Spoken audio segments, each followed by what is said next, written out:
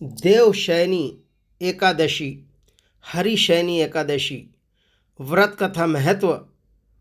29 जून 2023। कई जन्मों के पाप नष्ट होंगे, भगवान विष्णु का आशीर्वाद मिलेगा।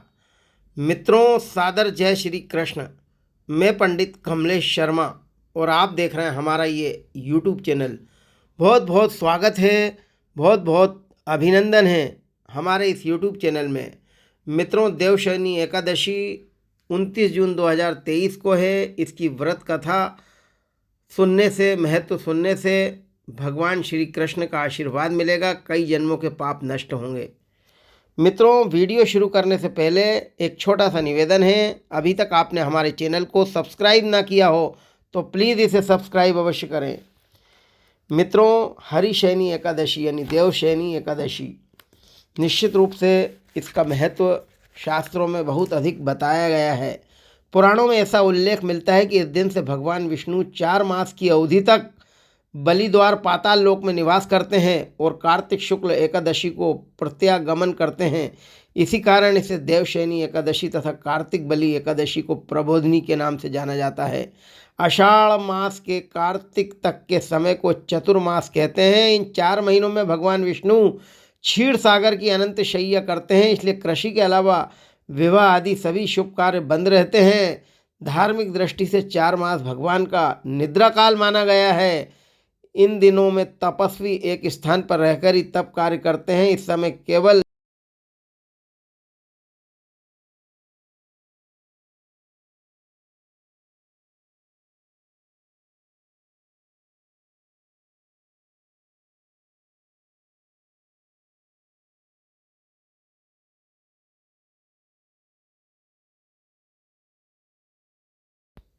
व्रज यात्रा की जा सकती है, क्योंकि इन 4 मासों में भूमंडल के समस्त तीर्थ व्रत में आकर निवास करते हैं। ब्रह्म वैवर्त पुराण में इस एकादशी के विशेष महत्व का वर्णन किया गया है। इस व्रत के समस्त करने से समस्त मनोकामनाएं पूर्ण होती हैं। इस तिथि को पद्मनाभा भी कहते हैं। इस दिन से चौमासा का आरंभ होता है। इस दिन भगवान विष्णु क्षीर सागर में शयन करते हैं। पुराणों का मत है कि इस दिन से भगवान 4 मास पर्यंत पाताल में बलि के द्वार पर निवास करके कार्तिक शुक्ल एकादशी को लौटते हैं।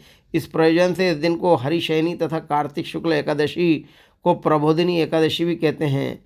मित्रों, निश्चित रूप से यह व्रत करने से भगवान विष्णु का आशीर्वाद मिलता है। इस व्रत के करने से सभी पाप नष्ट होते हैं, कई जन्मों के पाप नष्ट होते हैं तथा भगवान ऋषिकेश साधक को इच्छित वस्तु प्रदान करते हैं।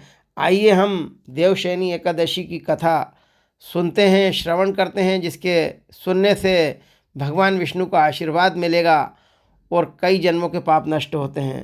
कथा प्रारंभ करते हैं।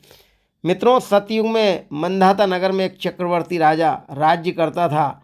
उसके राज्य में प्रजा बड़ी सुखी थी। एक बार 3 वर्ष पर्यंत वर्षा न होने से राज्य में अकाल पड़ गया। प्रजा व्याकुल हो गई, त्राही त्राही मच गई। यज्ञ, हवन एवं पिंडदान आदि सारे शुभ कार्य भी बंद हो गए। प्रजा ने राज दरबार में दुहाई मचाई।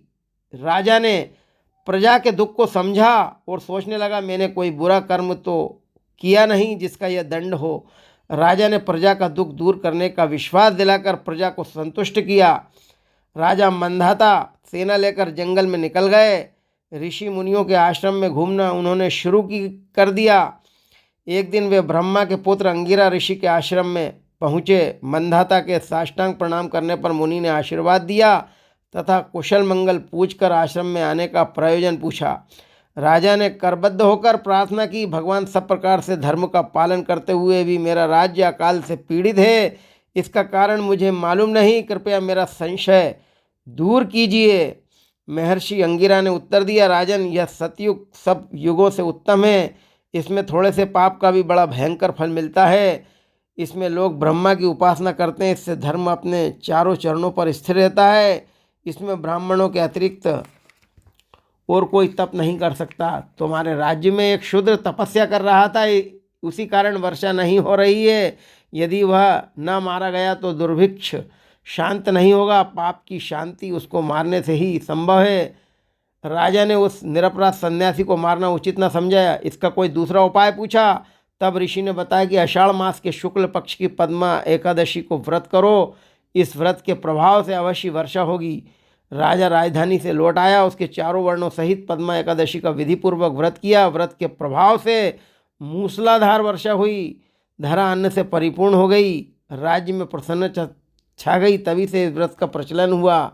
मित्रों, इस व्रत के करने से, इस व्रत के महत्व को सुनने से, इस व्रत की कथा सुनने से कई जन्मों के पाप नष्ट होते हैं, समस्त मनोकामनाएं पूर्ण होती है। बोलो श्री कृष्ण भगवान की जय।